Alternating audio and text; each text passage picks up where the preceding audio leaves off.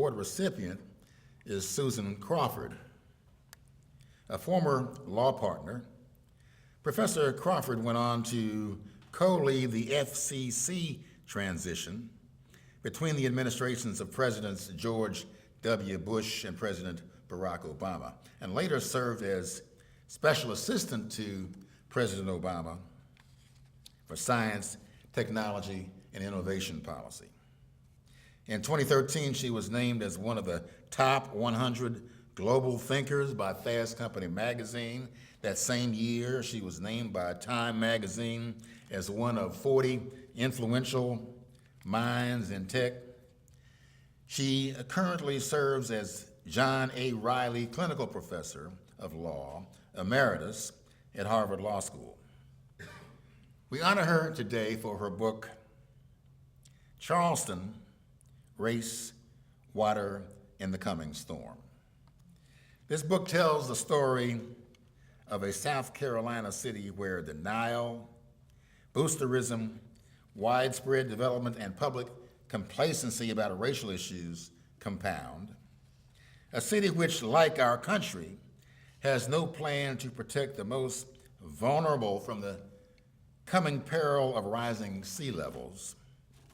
The book portrays the city as a bellwether for the rest of the coastal United States, and yet as a city which stands peculiarly at the intersection of climate and race.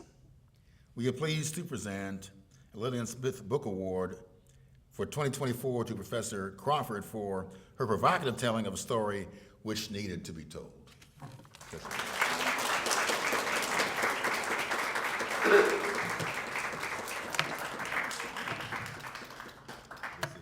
This is a little heavy. Oh, beautiful. Thank you. Oh, it's very handsome. Thank you so much. Congratulations. I appreciate that. Thank you. Oh, yes, right here. Here we go, 2 times, 1 more. Thank you.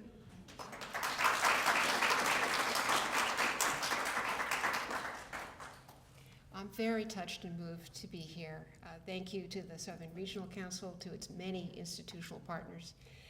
And I have a tie to Lillian Smith, my beloved partner, Mitchell Dolan, right there, son of Waynesboro, Georgia, went to camp in North Georgia. His aunt, Harriet Rosalind Dolan, now 91, went to the Laurel Falls camp, and Lillian Smith was a huge influence on Harriet Dolan.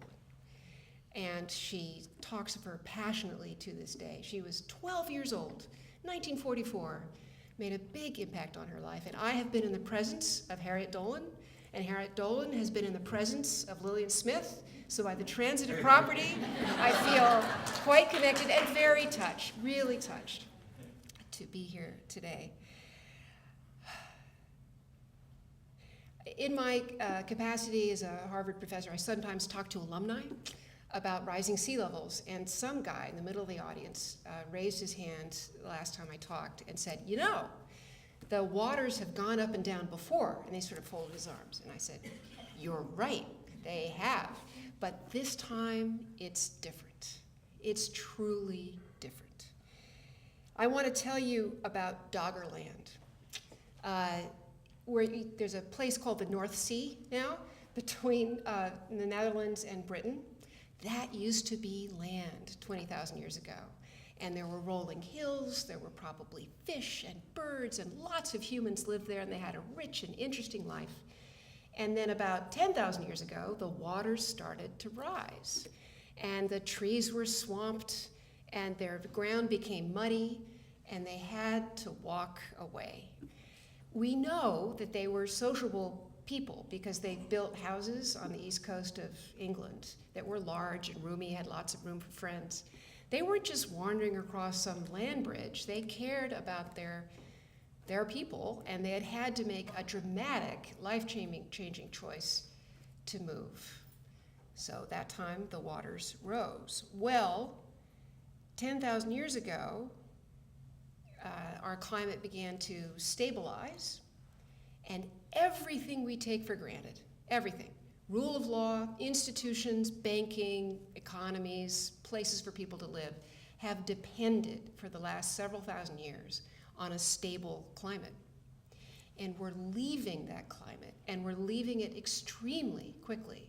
Heating is happening 100 times faster than it did the last time around. We should be going down the curve now into a cooling era. Instead, it's just getting hotter. And this isn't politics, it's just what's happening. I went to Greenland earlier this summer to stand on a glacier. Greenland and Antarctica will account for most of the sea level rise that's coming. Everything else is noise. That's where the signal is. And the signal is a big red alarm bell, because scientists are seeing changes now in Greenland that they didn't expect for the next 40 years.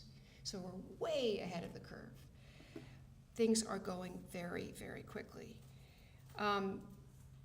We also know that we're entering something of a phase change era for sea level rise. You just saw this with Helene, so I hardly even need to tell you the story.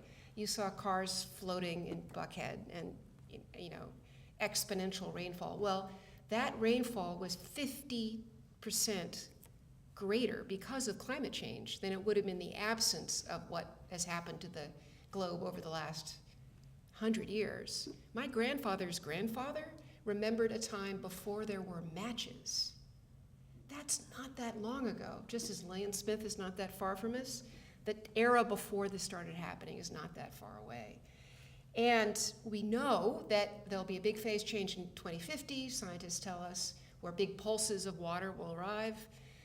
Maybe 3 to 5 feet of sea level rise will be here by 2070. And unfortunately, this is unstoppable. No matter what we do with emissions, the water is still coming. The air is still getting moist. The ground is getting hot, which is what caused that torrential downpour in the hills of North Carolina just a couple of days ago.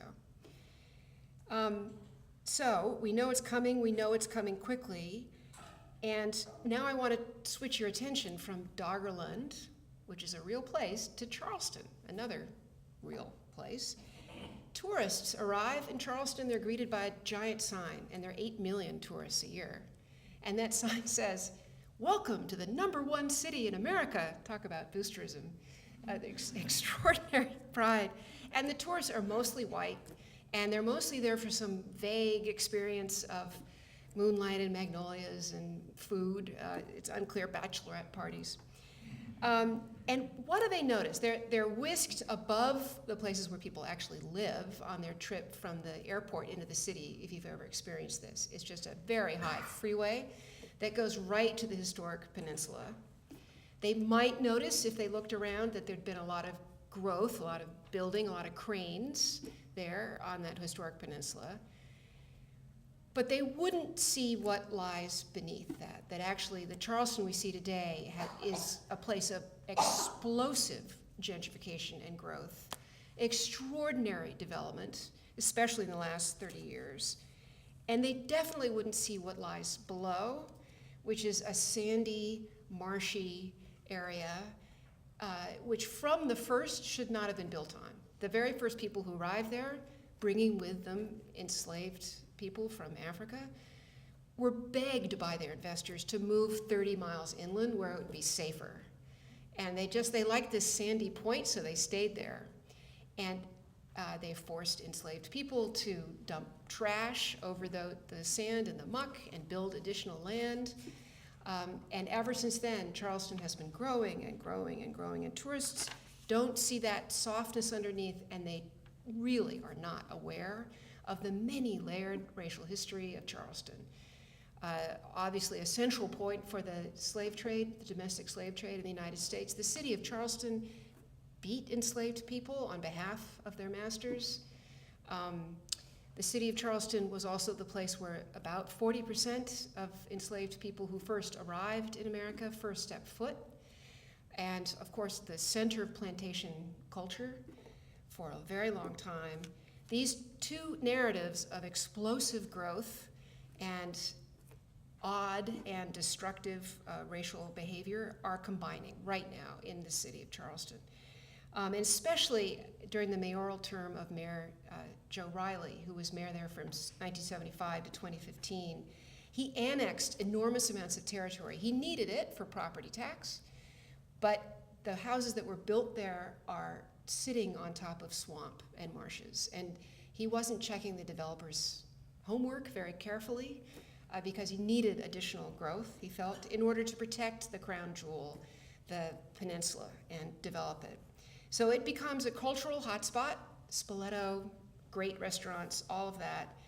And in the process, a city that had been 70% Black residents with many very proud Black public schools on the peninsula became almost completely white, with the Black residents pushed to murky, low areas of the peninsula or up into North Charleston, which Matthew Desmond has profiled as the place with the highest eviction rate in the country, and also the place where Walter Scott was shot in the back by Slagle for a brake light that was out in 2015. There are areas of concentrated poverty where these overlapping unfairnesses are operating today and are very low and are places that flood routinely, because now the sea is rising around Charleston and it faces extraordinary flooding over and over again. It missed a few with Hurricane Dorian, but it got hit by Irma. It will likely be wiped out by a storm sometime in the next few decades. And I was lucky enough to be introduced to leaders in the Black community when I started spending time in Charleston, especially the very wise and wry Reverend Joseph Darby, who's a leader in the AME church there. And he was told, as he moved from Columbia, state capital, to Charleston, to not be, you can be alarmed, he was told. You can be alarmed, you can be horrified, you can just be full of grief at what people say to you, but never be surprised at what people say in Charleston. And he's the one who told me this is Confederate Disneyland, which is quite a phrase. And well, what does Confederate Disneyland do when confronted with rising sea levels? And I decided to find out and write that story down. And look, writing about Charleston, it's so rich. There's so many stories. There's so many levels to it. There's a story about Brahms, who turned in a symphony after a summer away. And he said that during that summer, it was the place where he was staying was a place where the melodies flourished so luxuriantly that you have to be careful not to trip over them. Well, Charleston's like that. There are a lot of stories, and it was a privilege to get to collect them, to spend time with people and get to know them. I felt the same way about Charleston. You just couldn't make up what I was hearing, particularly about what it's like to be Black in Charleston. The book centers the voices of Reverend Darby, Michelle Mapp, Quinetha Frazier, and several others. It was an honor to spend time with them and delve into their lives with them and reflect on how water and race were intersecting in the city. And they described to me the baffling, blind paternalism and many-layered weirdness they experienced every day of their lives. So what are Charleston's plans? Well, it's still growing. It has a deranged plan to build thousands of hotel rooms and condos and businesses in an area of the peninsula that once was squarely in the Cooper River in the 18th century. That's the plan. Why are they doing that? Because property tax. They need the increased development. They have lots of cranes up on the peninsula, constant building, especially student apartments, luxury student apartments for the College of Charleston. It's not their fault. They're looking for some way to fund the place, but they're not able to and do not step back and consider the gravity of what's happening now. Because Charleston flooded almost 90 times in 2019. In short order, it will be flooding almost every day. And when it floods, that water is disgusting. It carries disease. It's everywhere. And especially in the low-lying areas of the peninsula where public housing is situated, it's just dangerous and you can't get anywhere. Their hospital district is floating on trash in mud. The emergency rooms flood. One hospital snuck away in the middle of the night, tried to get out of there, but the rest of the hospital district is staying there, incentivized by tax treatment, not to move a muscle. And certainly there's no plan to incentivize building in safer areas and help people through what is going to be a hospice-like process. We'll need wraparound services to help people work with their community, to talk about what's important to them, where they'd like to go, how they can be bought out, including as renters. Renters need a lot of support too, to move to safer areas, keeping culture and community together. It's the most difficult, ideological, existential, moral crisis we face, and almost nowhere is even thinking about it, and Charleston isn't either. But Charleston is a perfect crystallization of all of these American tendencies. Lots of growth, lots of profit, growth at all costs, and not looking ahead, and particularly not caring about the most vulnerable among them, and particularly people of color. What are they doing? They've commissioned a water plan. They are trying to face their risks, but they're hoping to begin to plan a wall that, if it's ever built, will cover just the peninsula and will only protect against the surge coming from storms and not from all the other kinds of flooding they face, like high tide flooding and rainfall, and won't protect 90% of the people who live in Charleston, because it's only aimed at the very richest areas of the peninsula. The city would have to come up with hundreds of millions of dollars to pay for this wall, unclear where that money's going to come from. And when it's built, it will be overtopped, I can promise, because it's being built to a standard that will pencil out for the Army Corps of Engineers, but not that will protect people into the future. So it's a very short-sighted plan. The Ike Dike in Galveston is being built along similar lines. Meanwhile, quietly, richer people are starting to try to sell their houses, and this is happening up and down our coasts. Houses south of Broad Street, that's the famous large house neighborhood of the Charleston Peninsula, are sitting on the market, but they're getting sold gradually to unsuspecting New Yorkers or something. I don't know who's moving there, but they're still trying to sell those houses. But there is, and actually, up and down the coast, we're seeing this, that the private market, left to its own devices, is solving adaptation, you could say, but it will leave dramatic unfairnesses in its wake and on many, many layers. So 10,000 global cities face this problem. I chose Charleston because it says so much about America, and telling the truth about Charleston is important. If Charleston can change, the South can change. If the South can change, America can change. America could lead the world in planning in a moral way for all of its citizens. And if you remember nothing else about this, I really want to tell you that this one question of how to adapt to ferociously accelerating climate change is the greatest existential challenge, moral challenge we have ever faced, and we are tyrannically unprepared. We're unprepared at every level, state, local, federal levels. We have 30 plus federal agencies sort of spraying money after disasters, but nobody's planning ahead for this enormous adaptation task. And in fact, all of our financial and legal structures are devoted to keeping the status quo in place as long as possible. Lillian Smith, no doubt, heard LBJ in the summer of 1964 talk about the Civil Rights Act. He was really calling back to the beloved former president. It was a sort of histrionic effort to say that this was something Kennedy would have wanted, but it was Johnson who was pushing. And he kept saying that we're at a turning point in history. This is it. We stand in a fulcrum, 1964. And he said, we can understand what got us to this point, but we must have a larger vision about where we move from here on out. We have to have a sense of what's possible as a country and avoid this sort of pathological adherence to the status quo.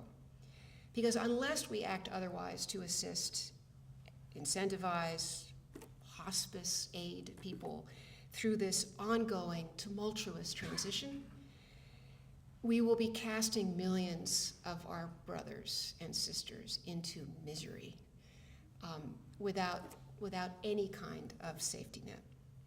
It is immoral to act as we are acting now. Earlier this year, I visited Bangladesh, which is facing all of these challenges: ferocious sea level rise, salty drinking water. And I was asked there by someone looking at me sort of oddly. She said, "You have resources. You have fresh water, you have a lot of land, you have a functioning government. Why aren't you coping with this? We know we can't in Bangladesh, but why aren't you?" And that is our question as a country. If only we had the political will to deploy the forces at our disposal. So I cannot tell you how honored I am by this award. I'm really touched and delighted to be here. And I'm grateful for your attention tonight and just grateful to be here. Thank you very much.